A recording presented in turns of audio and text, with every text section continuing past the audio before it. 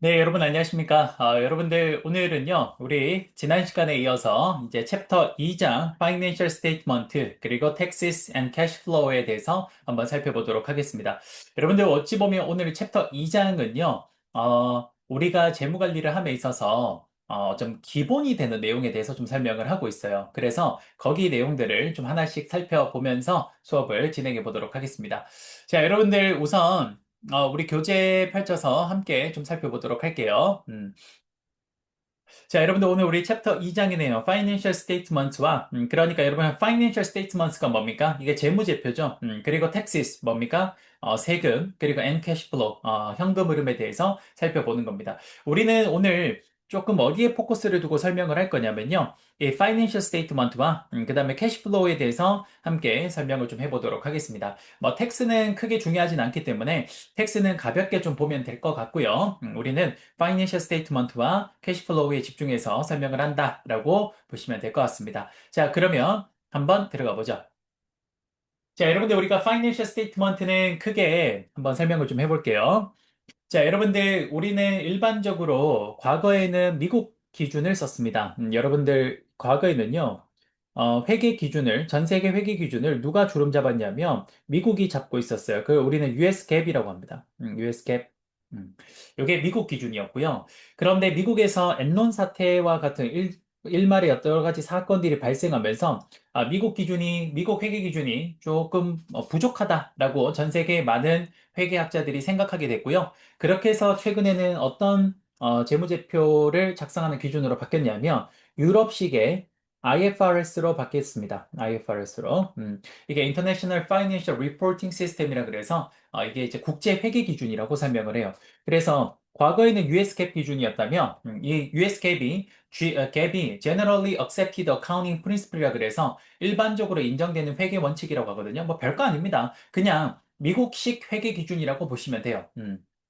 그러니까 여러분들 별게 아니라 US 갭은 뭐냐? 그러니까 미국에서 만든 회계 기준입니다. 그런데 옛날에는 전 세계가 미국식 회계 기준을 썼어요. 우리나라도 그래서 미국식 회계 기준을 썼습니다. 그런데 미국의 엔론 사태라는 게 발생을 하면서 미국 회계 기준에 허점이 있다라는 걸 알게 됐고요. 그 허점을 좀 메꿀 수 없을까라고 생각을 하다가 미국 회계 기준의 대안으로 유럽식의 IFRS를 선택하게 된 거죠. 그래서 현재는 전 세계 국제 회계 표준은 이 IFRS가 현재는 표준이다라고 보시면 될 것 같아요. 자, 그러면 제가 지금 그 이야기를 왜 했냐면요.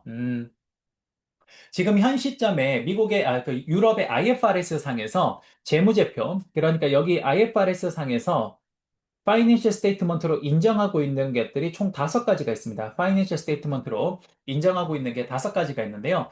그 다섯 가지를 잠깐 설명을 좀 해보면, 첫 번째가, 그게 바로 재무 상태표입니다. 밸런스 시 음, 이게 재무 상태표라 그러죠. 한국어로는 재무 상태표라 그러고요. 밸런스 쉿 요거 하나고요. 그다음 두 번째는 뭡니까? 우리가 한국말로는 포괄 손익계산서라고 합니다. 그걸 우리는 인컴 스테이트먼트라 그래요. 인컴 스테이트먼트. 인컴 스테이트먼트. 오케이. 요거 여기 두 번째. 그다음 세 번째는 뭐가 있냐면요. 현금 흐름표라 그래요. 세 번째는 현금 흐름표로 캐시플로우 스테이트먼트, 캐시플로우 스테이트먼트. 이게 현금 흐름표고요. 그 다음에 여러분들 그 네 번째로 자본 변동표라는 게 있습니다. 이게 그 changes of stockholders equity라 그래서 이게 SE라고 많이 쓰거든요. 이게 자본 변동표. 그러니까 주주의 자본이 어떻게 변동했는지를 설명하는 거고요. 마지막으로 다섯 번째로 쓰는 게 뭐냐면요. 바로 주석입니다. footnote. 줄여서 그냥 노트라 그러죠. 요렇게. 요 다섯 가지가 우리가 IFRS 상에서 쓰고 있는 재무제표라고 보시면 됩니다.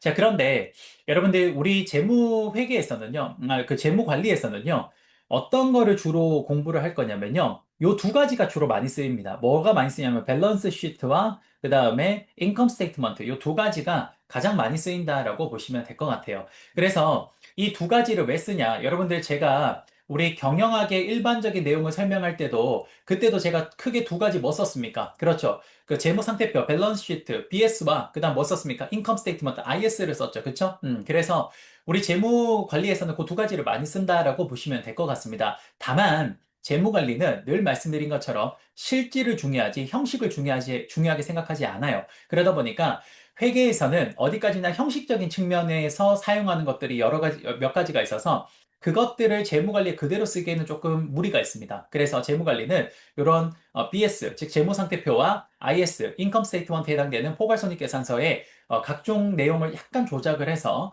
그렇게 해서 우리는 실질 현금 흐름을 만들어서 사용을 하고 있어요. 그래서 오늘 우리가 주제에서 이 챕터 2장에서 마지막에 가면 그 캐시플로우가 나옵니다. 그 캐시플로우는 재무관리에서 사용하는 실질 현금 흐름을 어떻게 도출하는지에 대해서 설명을 하고 있어요. 그래서 그 내용까지 한번 쭉 보면 될 것 같습니다.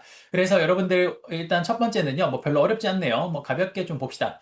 기초적인 내용이라서 여러분들이 혹시나 회계 원리를 들었다면 아마 쉽게 볼 것 같은데요.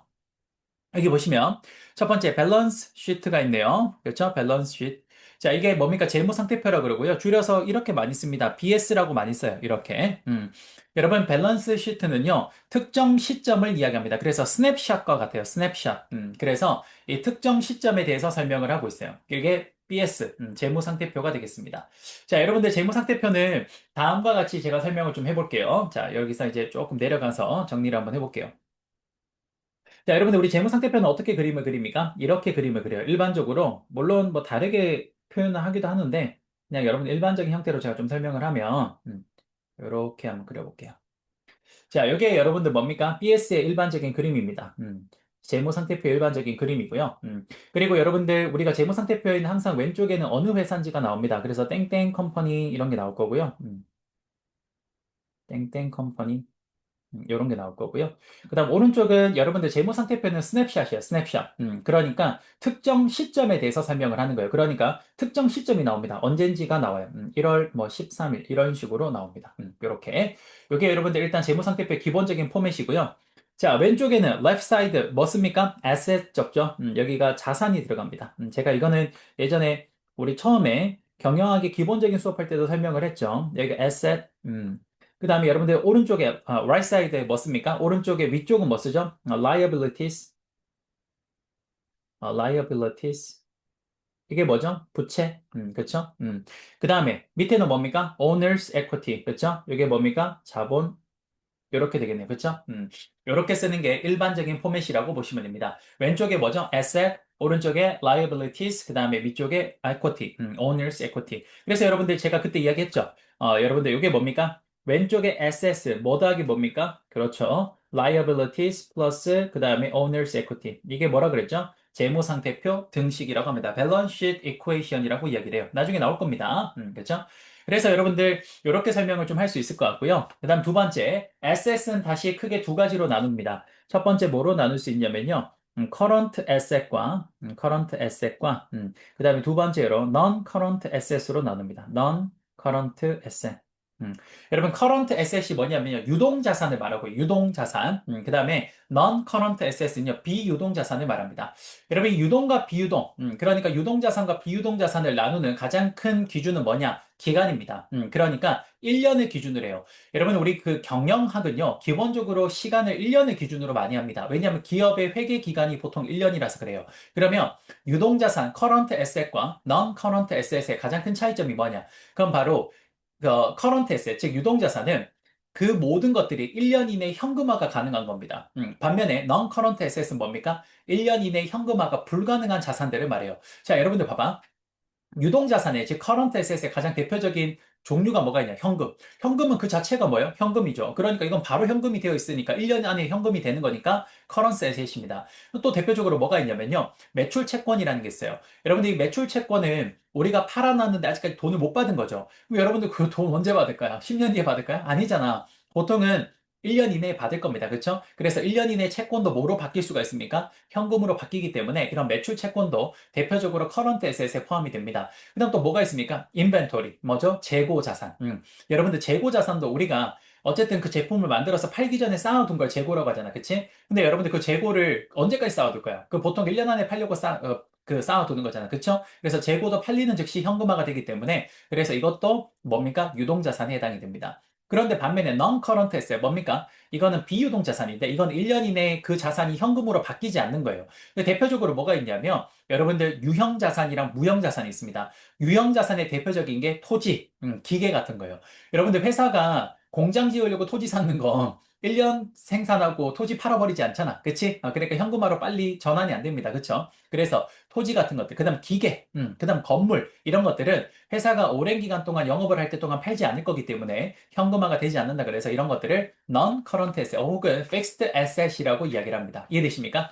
그 다음, 여러분들 무형자산, 대표적인 게 뭐 있습니까? 특허권. 그쵸? 여러분, 특허권 우리가 1년 사용하고 팔려고 하는 거 아니잖아. 그치? 특허권도 보통 오랜 기간 동안 우리 사업을 하는 동안 사용을 하기 때문에 이런 특허권도 대부분 non-current asset에 해당이 될 겁니다. 아마 여러분들 회계 원리를 들어보신 분들이라면 대표적으로 다 이 내용들은 알고 있을 것 같아요. 알겠죠? 하지만 우리 이 로스 재무관리에서는 이 부분에 대한 내용을 한번 짚고 가고 있기 때문에 우리도 한 번은 좀 집어넣을 필요가 있을 것 같습니다. 됐죠? 그 다음 두 번째. 자, 이번에는 liabilities 부채로 한번 가봅시다. 자, 부채도 여러분 크게 두 가지로 나눌 수 있어요. 부채도 뭐로 나눌 수 있냐면요. 첫 번째, 유동부채, current liabilities와, current liability와, 그 다음에 두 번째 뭐 있습니까? 그렇죠. non-current liability가 있습니다. 이렇게 두 가지로 나눌 수 있어요. 여러분, 이것도 여러분들 유동부채와 비유동부채를 한국어로 번역을 하는데요. 역시 여러분들 유동과 비유동이 들어가니까 기준은 몇 년? 그렇죠. 1년으로 하는 겁니다. 그러면 이때 1년은 뭐냐? 바로 이거예요. 부채는 여러분 뭐 해야 돼? 갚아야지. 그러니까 이때 유동부채와 비유동부채를 나누는 기준은 1년인데 그 1년이 뭐가 1년이냐? 1년 안에 갚아야 되는 돈은 뭐가 됩니까? 유동부채. 1년 안에 갚지 않아도 되는 부채를 뭐라고 합니까? 비유동부채라고 이야기를 합니다. 이해되십니까? 그래서 여러분들 단기 차입금, 이거 여러분 이름에도 나왔네. 단기, 금방 갚아야 되잖아. 그치? 그런 것들은 다 어디에 해당됩니까? 그렇죠. 그런 것들은 전부 다 이런 current liabilities, 즉, 유동부채에 해당이 됩니다. 이해되시죠? 그래서 둘 다 유동과 비유동을 나누는 건 1년이고요. 유동자산과 비유동자산은 1년 이내 현금화가 가능하면 유동자산, 1년 이내 현금화가 불가능하면 비유동자산이 되고요. 그 다음, 부채에서는 1년 안에 돈을 갚아야 되면 유동부채, 1년 안에 갚지 않아도 되는 부채면 비유동부채로 나눌 수 있습니다. 이해되시죠? 자, 여러분 지금 이 내용이 여러분들 교재에 나와 있습니다. 한번 볼까요? 자, 여러분들 여기 보시면 밸런시트, 즉 뭡니까? 재무상태표네요. 재무상태표는 특정 시점을 설명하기 때문에 일종의 스냅샷 같은 거고요. 자, 여러분들 볼까요? left hand side 뭡니까? 왼쪽은요, asset, 자산입니다. 그렇죠? 이때 여기 보시면 current asset과 non-current asset, fixed asset이라고 하네요. 여기서는 그렇죠? non-current asset을 fixed asset이라고 보시면 되는데 이때 나오네요. current asset이 뭡니까? convert to cash within 12 months 뭡니까? 12개월 안에 convert 바꿀 수 있다. 뭐로? 현금으로 바꿀 수 있는 것. 그걸 우리는 current asset이라 그러고요. 그 밑쪽에 non-current asset, fixed asset은 뭡니까? relatively long life. 그러니까 current asset에 비해서는 좀 더 상대적으로 긴 asset을 말합니다. 그러니까 쉽게 표현하면 1년 이내 현금화가 안 되는 자산이라고 보시면 돼요. 자, 그 다음 그 밑에 liabilities 보면 여기도 여러분 뭐가 나옵니까? current liabilities와 그 다음에 non-current liabilities. 여기서는 long-term liabilities라고 하네. 그쵸? 역시 마찬가지입니다. 뭡니까? convert to cash within 12 months. 뭡니까? 1년 안에 갚아야 되는 거. 돈으로 현금으로 바꿔서 빨리 갚아야 되는 것을 말하고요. 그 다음에 long-term liabilities, 즉 non-current liabilities는 that is not due in the coming year. 그러니까 1년 안에 갚지 않아도 되는 거죠. 그런 부채를 우리는 뭐라고 합니까? 비유동 부채라고 이야기를 합니다. 됐죠? 선생님, 그러면 이제 남았는 거 자본은 뭡니까? 자본은 그냥 아주 쉬워요. 자본은 따로 정의하지 않습니다. 우리 그 회계에서 자본은 따로 정의하지 않고요. 어떻게 자본을 표현을 하냐면 그냥 이렇게 표현합니다. 어떻게? 에셋, 자산에서 부채를 뺀 나머지가 뭐다? 자본이다라고 이야기를 합니다. 그래서 자본은 따로 정의하지 않는다라고 보시면 될 것 같아요. 이해되십니까? 오케이. 자, 여러분들, 제가 여기서, 뭐, 그렇게 중요한 내용은 아닙니다만, 여기 로스의 재무관리에서도 설명을 하고 있어서, 잠깐, 왜 자본을 이렇게 정의하지 않고, 자산에서 부채를 뺀 게 자본이다라고 이야기를 하는지를 잠깐 설명할게요. 그리고, 여러분들, 우리가 재무상태표를 보면, 왼쪽이 자산이잖아. 그치? left side. 그쵸? 그 다음에 right side가 뭡니까? right side 위쪽이 뭐죠? 부채죠. liabilities. 그 다음 그 밑에가 뭐죠? owner's equity. 그러니까 자본이 되죠. 그럼 왜 하필 부채를 위쪽에 쓰냐? 그걸 설명해 볼게요. 잘 봐요. 여러분들 우리 상법상에서는요, 주식회사 코퍼레이션을요, 어떻게 정의하고 있냐면, 주주는 회사의 자녀재산 청구권을 가지고 있다 그래요. 자녀재산 청구권. 그게 뭐냐? 회사에서 갚을 거 다 갚고 난 뒤에, 그 다음에 가져갈 수 있는 돈이 남으면, 그 누가 가져간다? 그건 주주가 가져가는 거예요. 그래서 주주는 항상 회사에서 모든 것들을 갚고 난 뒤에 남았는 걸 가져갈 수 있는 권리를 가진다 그래서 자녀 재산 청구권을 가지고 있다고 합니다. 이해되십니까? 그래서 여러분들 일반적으로 봐봐. 다시 여기 보면요. 그래서 일반적으로 여기 보면 에셋이 있죠. 그렇죠? 그럼 여러분들 만약에 회사를 관둬. 그러면 여기는 회사의 자산을 다 뭐 해야 될까? 팔겠지. 그럼 이걸 다 팔면 이게 뭐가 될까? 현금화가 되겠죠. 그렇죠? 그럼 이 현금화를 된 걸 이제 갚아야 될 거 아니야. 근데 갚는 순서를 어떻게 하냐? 위에서 아래쪽으로 갚습니다. 요 순서대로 갚아요. 그럼 제일 먼저 갚는 게 누굽니까? 그렇죠. 부채, 채권자를 제일 먼저 갚고요. 그 다음 누구한테 가져가냐? 여러분 여기 지금 선이 하나 있지? 이 선 안에 누가 숨어 있냐면요. 정부가 숨어 있습니다. 우리한테 뭐 별로 해주는 것도 없는데 맨날 돈 뺏어가는 이 정부가 숨어 있어요. 그래서 부채 갚고 그다음 정부한테 세금 다 내고요. 그리고 돈이 남으면 누가 가져갑니까? 그렇죠. 주주가 가져갑니다. 그래서 주주가 항상 아래쪽에 있는 이유는 바로 자녀재산 청구권을 가지고 있기 때문에 그래요. 그래서 이 주주의 부를 어떻게 정의하냐? 자녀재산으로 정의합니다. 어떻게요? 그렇네요. S에서 liabilities를 뺀 거를 가지고 그러면 그게 남은 거잖아. 그렇지? 남은 것. 그럼 그 남은 게 뭐가 되냐? 바로 자본이 된다. 그래서 이렇게 표시를 하고 있습니다. 여러분 이해되십니까? 로스의 재무관리는 바로 그 내용들을 설명을 좀 하고 있어요. 그래서 여러분들 로스의 재무관리 책을 한번 우리 교재를 통해서 한번 잠깐 정리된 걸 한번 보면요. 자, 제가 일단 asset 설명했고요. 왼쪽 보시면요. asset 설명했고, 그 다음에 liability 설명했네요. 그쵸? 그 다음에 owner's equity 한번 볼까요? owner's equity. 자, owner's equity는 여기 나오네요. The difference between the total value of the asset and the total value of liabilities 나오네요. total value of asset 그러니까 자산의 총액에서 뭘 빼는 겁니까? total value of liabilities 그러니까 부채의 총액을 빼는 겁니다. 그래서 남았는 게 뭡니까? 그게 바로 shareholders equity 즉 자본이라는 거죠. 됐습니까? 왜 그러냐? 그럼 바로 주주는 자녀재산 청구권을 가지고 있기 때문에 그래요. 그래서 그 말이 여기 있네요. residual value remaining 이라고 되어 있죠. 그렇죠? 이게 바로 자녀재산 청구권입니다. 여러분 우리가 많이 했네요. Assets는 뭐 더하기 뭡니까? Liabilities 플러스 Owners Equity 혹은 Shareholders Equity. 그쵸? 이걸 뭐라고 합니까? 제가? 그렇죠. 재무상태표 등식이라고 그랬죠? Balance Sheet Identity 혹은 Equation이라고 이야기를 합니다. 됐죠? 오케이. 자, 여기까지 설명을 좀 했습니다. 그러면 여러분들 우리가 BS에서 몇 가지 좀 더, 우리가 좀 고려해야 될 게 몇 가지가 더 있는데요. 그게 뭐냐? Net Working Capital이라는 게 있습니다. 여러분들 우리 그거 기억나십니까? 여러분 우리가 재무관리 그 주제, 탑픽에 대해서 설명을 할 때 뭐 있습니까? 첫 번째가 뭐죠? Capital Budgeting. 어디에 투자할 것인가? 그렇죠? 그다음 두 번째가 뭐죠? Capital Structure. 그러니까 이 투자할 돈을 어떻게 마련해 올 것인가? 즉 남의 돈과 내 돈의 비율을, 스트럭처를, 구조를 어떻게 가져갈 것인가? 그렇죠? 그다음 돈을 빌려와서 투자를 했으면 이제 그렇게 해서 운영을 해야 될 거 아니야. 그치? 그때 매일매일 자금 관리를 어떻게 할 것인가? 그걸 제가 뭐라 그랬죠? 워킹 캐피털이라고 그랬죠. 그래서 그 워킹 캐피털이 여기 나오는데 여기서는 특이한 게 자, 여기 봐요. 여러분들 여기서 제가 말했던 거는 워킹 캐피털이잖아. 그치? 근데 여기 앞에 뭐가 있어? 넷이시죠. 넷은 우리나라 말로 순입니다. 순. 그러니까 그런 뭡니까? 우리가 순살이라 그러면 살이 정말 뼈가 발라진 그거, 알찬 그것만이죠. 그러니까 워킹 캐피털은, 이거 우리나라 말로 하면 순운전 자본입니다. 순운전 자본. 요거를 여러분 정의를 알고 있어야 되는데요. 순운전 자본은 뭐에서 뭘 뺀 거냐면요. 요거에서 요걸 뺀 겁니다. 뭐라고 되어 있습니까? current asset에서 뭘 빼는 겁니까? current liabilities를 빼는 겁니다. 그러니까 여기서 따지면 요만큼이 current asset이잖아. 그치? 그리고 요만큼이 current liability면 왼쪽에서 오른쪽에 네모 박스를 빼는 거예요. 그러니까 여기에 박스에서 뭘 빼는 거예요? 요만큼을 빼면 그게 뭐가 되는 거죠? 그게 바로 net working capital이 됩니다. 일반적으로 여러분들 net working capital은요. 봐봐.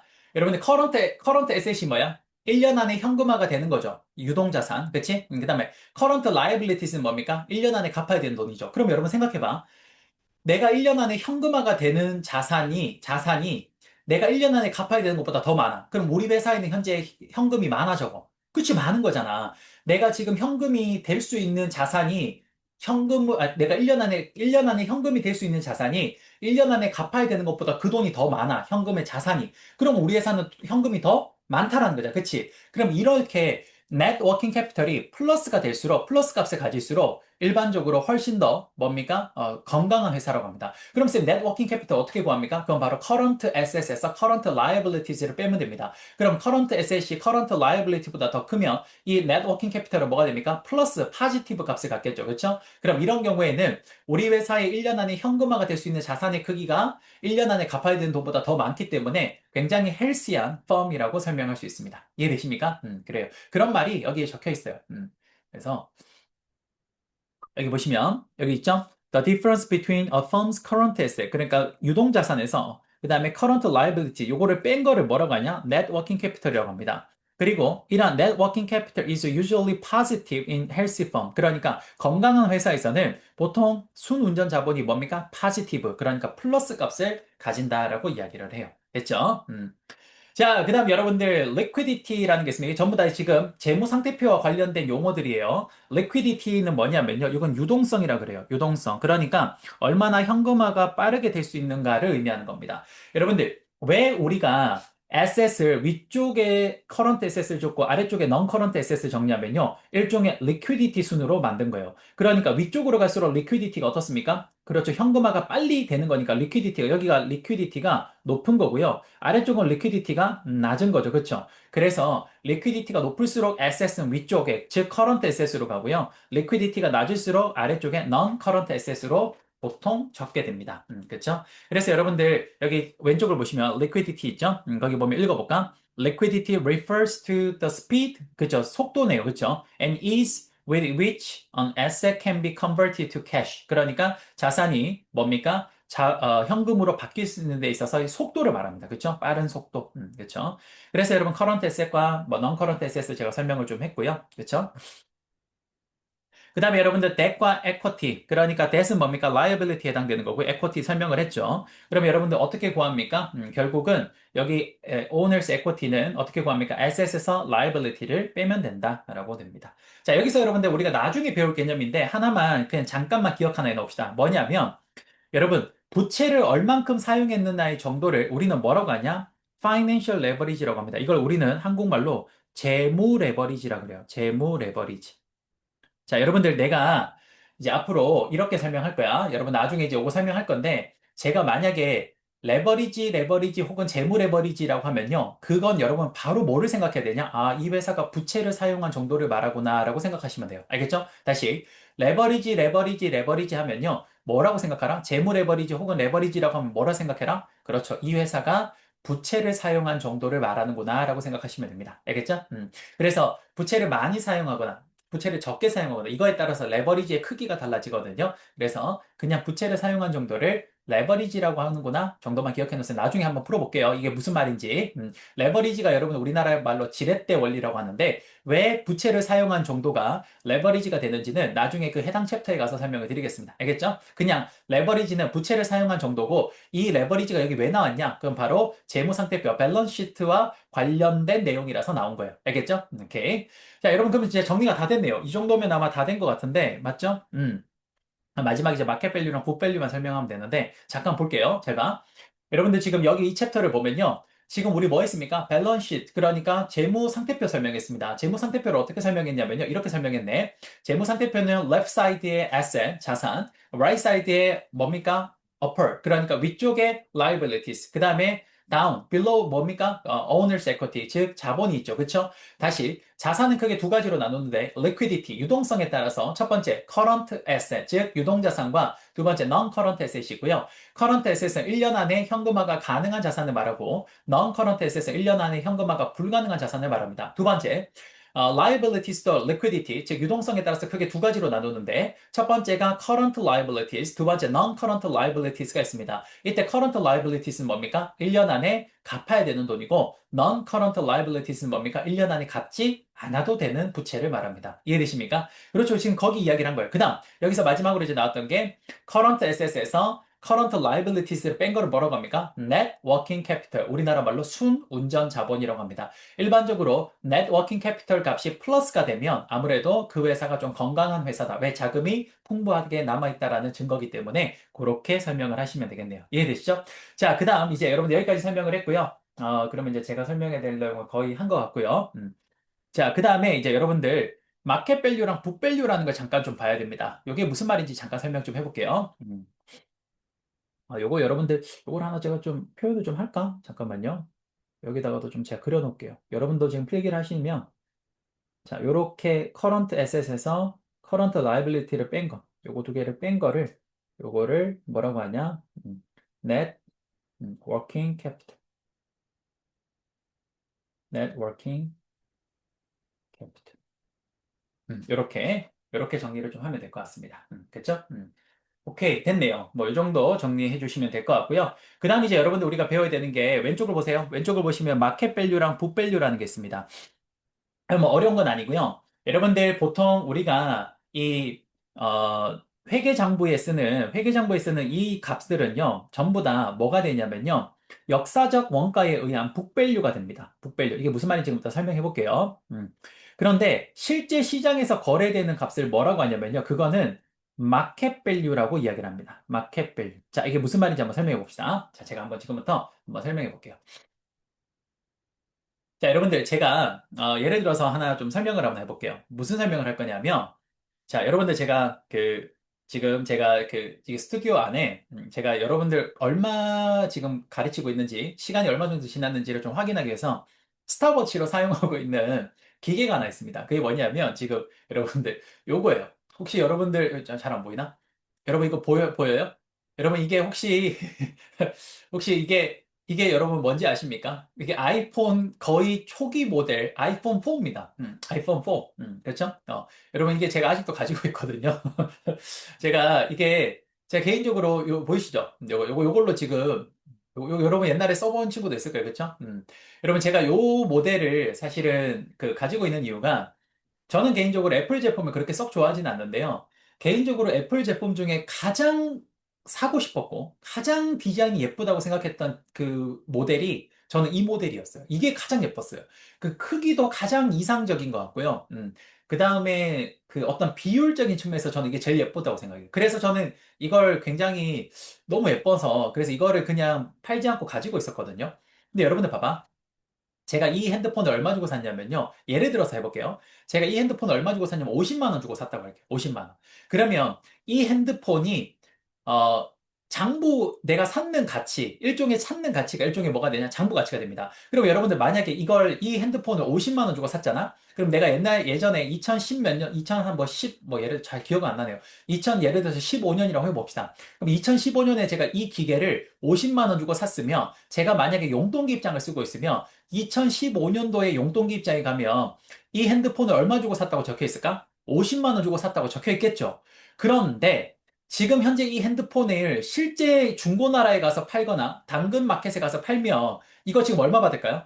뭐 예를 들어서 10만 원 받을 수 있다고 해봅시다. 알겠죠? 그러면 이 핸드폰은 내가 50만 원 주고 샀지만 현재 시장 가격은 얼마입니까? 10만 원이죠. 바로 이거예요. 북밸류는 내가 최초로 이 제품을 샀던 가격이라고 생각하시면 될 것 같고요. 그 다음, 마켓밸류는 뭐냐? 그럼 바로 현재 이 제품의 시장 가격이라고 보시면 되겠습니다. 무슨 말인지 이해되십니까? 여러분, 그래서 우리 이런 거 있잖아. 이거 지금 같은 경우는 이제 IT 기기니까 가격이 다운이 됐지만, 예를 들어서 내가 뭘 샀어. 여성분들 같은 경우에 가방을 샀다고 하자. 알겠죠? 명품 가방. 그럼 여러분들 명품 가방 뭐 샤넬 백을 하나 샀는데요. 그 샤넬 백이 처음에 샀을 때 내가 1,000만 원 주고 샀어. 그러면 그 샤넬 백의 북밸류, 즉 장부 가격은 얼마냐? 1,000만 원입니다. 그런데 그게 뭐죠? 리미티드 에디션이라서 굉장히 귀한 거야. 그래서 그걸 내가 한 5년 썼는데 그리고 시장에 나가서 팔려고 내봤더니 2천만 원 준대, 사람들이. 2천만 원. 2천만 원 줄 테니까 자기한테 팔래. 그러면 그게 그 2천만 원이 뭐가 되는 겁니까? 그렇죠. 그게 마켓 밸류가 됩니다. 시장 밸류. 그래서 여러분들, 북 밸류라는 건 내가 처음에 그 제품을 샀을 때의 원가에 해당되는 가격이라고 보시면 될 것 같고요. 마켓 밸류는 실제로 시장에서 수요와 공급 원리에 의해서 결정된 가격을 말합니다. 그걸 우리는 마켓 밸류라 그래요. 그래서 재무 관리는 여러분 뭘 중시한다? 실질을 중시한다. 그러면 당연히 북밸류랑 마켓밸류 중에 뭐가 더 중요할까? 그렇습니다. 마켓밸류가 훨씬 중요합니다. 그래서 재무관리에서는 북밸류를 주로 이야기하지 않고 마켓밸류를 주로 이야기하고요. 그래서 이 북밸류를 마켓밸류로 바꾸는 어떤 여러 가지 어떤 로직들이 있습니다. 그래서 그런 것들을 이제 여러분들이 캐시플로우 상에서 배우게 될 거예요. 여러분 이해되십니까? 북밸류와 마켓밸류가 어떻게 차이가 있는지 이해가 되십니까? 오케이. 자, 그래서 그런 내용들이 역시 우리 그 로스의 재무관리 책에 적혀 있습니다. 한번 보시면요. 여기 보시면 이게 마켓 밸류는 우리가 흔히 말하는 수요와 공급 원리에 의해서 수요와 공급에 의해서 결정이 되는 거고요. 이 북 밸류는 내가 처음에 샀는 역사적 원가에 의해서 결정이 되는 겁니다. 그래서 여기 적혀 있네요. The true value of any asset is its market value. 그러니까 진짜 가치는 마켓 밸류입니다. 시장 가치가 정말 중요한 거예요. 그렇죠? 그런데 the values shown on the balance sheet for the firm asset are book value. 그렇죠. 그러니까 재무 상태표에서 보여주는 그 가치는요, 전부 다 뭡니까? book value가 됩니다. 그렇죠? 그래서 generally 일반적으로 are not what the asset are actually worth. 그러니까 그 asset이 정말 어떤 가치를 가지는지를 잘 보여주지는 못한다라고 되어 있죠. 당연히 파이낸셜 매니저는 뭘 더 중요하게 생각할까요? 마켓 밸류를 훨씬 더 중요하게 생각을 하겠죠. 그렇죠? 그래서 우리는 마켓 밸류가 훨씬 더 중요하다. 앞으로 우리가 별말이 없으면 재무관리에서는 모두 다 북 밸류가 아니라 뭐로 본다? 마켓 밸류로 볼 겁니다. 알겠죠? 그렇게 해서 우리는 정리를 좀 할 겁니다. 자, 여러분들, 그러면, 시간이 좀 된 것 같아서요. 오늘은 여기까지 좀 정리할게요. 오늘은 챕터 2장에서 우리가 밸런스 시트, 그러니까 그 재무 상태표까지 설명을 했고요. 다음 시간에 우리가 인컴 스테이트먼트, 즉, 포괄손익계산서를 정리를 좀 하면서 나머지 우리가 텍스 이런 것들까지 정리를 좀 해볼게요. 텍스는 포괄손익계산서에서 우리가 공부를 좀 해야 되는 거라서 같이 우리가 묶어서 설명을 좀 드리도록 하겠습니다. 자, 여러분들 수고 많으셨고요. 오늘 수업은 여기서 마무리하도록 하겠습니다. 여러분, 감사합니다.